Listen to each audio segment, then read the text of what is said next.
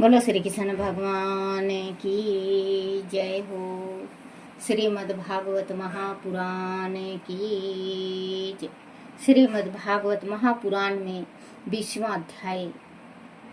हरी हरी कोमल घास वृक्षों पर झूमते हुए हरे हरे पत्ते और उनके तनों से बहती पानी की धाराएं टप टप करती बूंदें सारे खेतों में लहलहाते अन्न के पौधे और प्रसन्न होते हुए किसान दिखाई देने लगते हैं। नम बरसाती जल से सभी जल धाराएं और थल चर प्राणियों का सुदृश्य धुला धुला सा और ताजा अनुभव होने लगता है।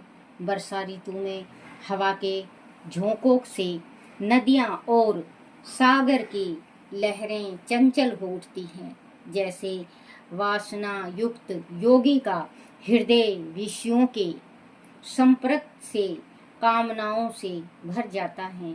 मूसलधार वर्षा की चोट से पर्वतों की कोई क्षति नहीं होती, जैसे भगवान में चित्त लगाने वाले निर्धन भक्त को दुखों के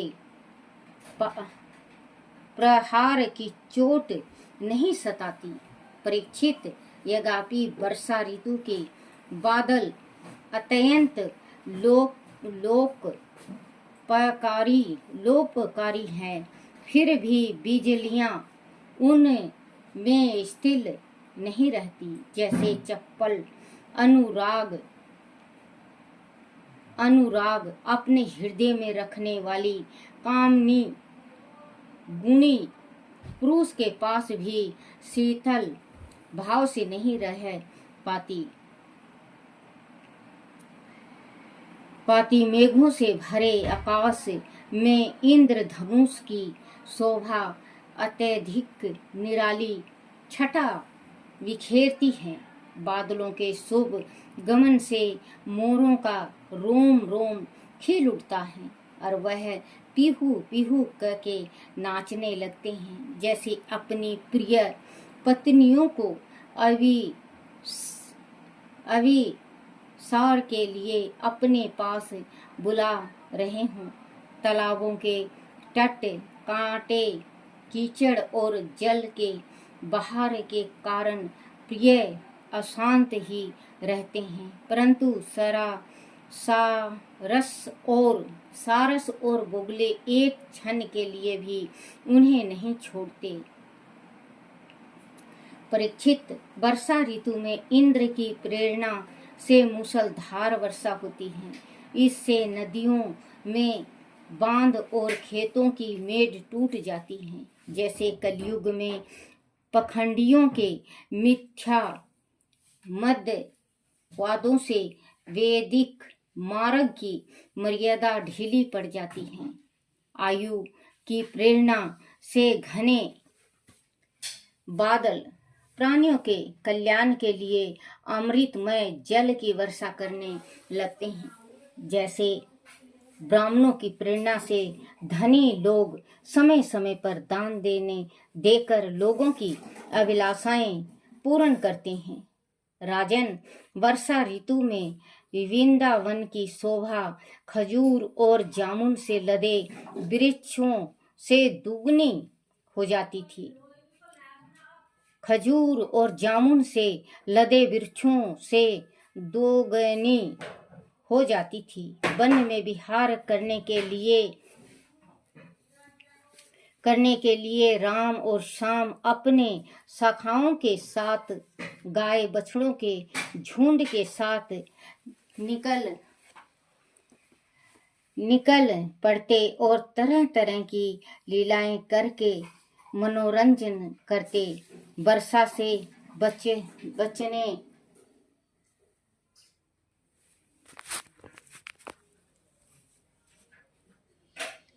बचने के लिए कभी घने वृक्षों की छाया में खड़े हो जाते, कभी पर्वतों की कंधारों में जा घुसते और घर से लाया हुआ दही भात दाल साग और मक्खन खाते। कभी कंद मूल तो कभी पके फल तोड़ तोड़ कर खाते, पीतल तोड़ तोड़ कर खाते, शीतल जल के झरनों से पानी पीते। इस प्रकार राम और श्याम बड़े आनंद से ब्रज में निवास कर रहे थे।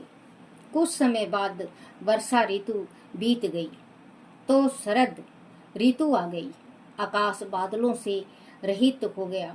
दूर दूर तक फैला नीला आसमान दिखाई देने लगा। जल निर्मल हो गया। वृक्षों पर हरियाली और रंग बिरंगे सुगंधित फूल खिल उठे। शीतल मंद पवन बहने लगी। जलाशयों में कमल के फूल भर गए। मार्ग स्वच्छ हो गए और प्रकृति में लोक परलोक, स्त्री पुरुष और धन संबंधी चिंताओं से मुक्त होकर संसार संबंध से छूटे हुए सन्यासी परम भक्त और शोभामान हो रहे थे, हो जाते हैं। शरद ऋतु में समुद्र का जल और झरनों का बहता पानी शीतल मंद और शांत हो जाता है। जैसे मन के निसंकल्प हो जाने पर आत्मा साक्षात्कार करने वाला पुरुष कर्म कांडों का झमेला छोड़कर शांत और गंभीर हो जाता है। इस ऋतु में दोपहर की धूप बहुत तेज और कष्ट देने वाली होती है, परंतु रात्रि में चंद्रमा लोगों का संताप हरने वाला होता है। जैसे भगवान के प्रति गोपियों के विरह को श्री कृष्ण अपनी मधुर मुस्कुरान से नष्ट कर देते हैं। शरद ऋतु के रात्रि के समय मेघों से रहित निर्मल आकाश झिलमिल करते तारों से भर जाता है। परीक्षित, उन तारों के मध्य चंद्रमा इस प्रकार से सुशोभित होता है जैसे पृथ्वी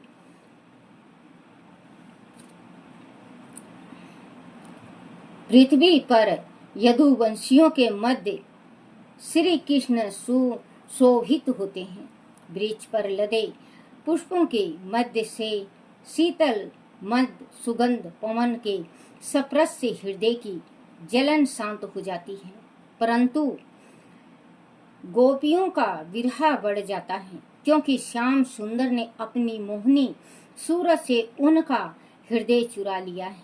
जैसे राजा के आने से चोर डाकू छिप जाते हैं और सभी लोग